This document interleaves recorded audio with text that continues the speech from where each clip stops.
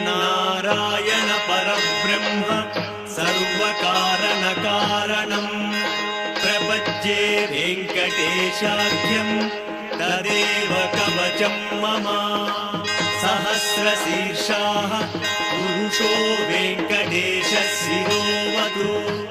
प्राणेशः प्राणनिलयः प्राणं रक्षतु मे हरिः। आकाशराक्षुतानाथ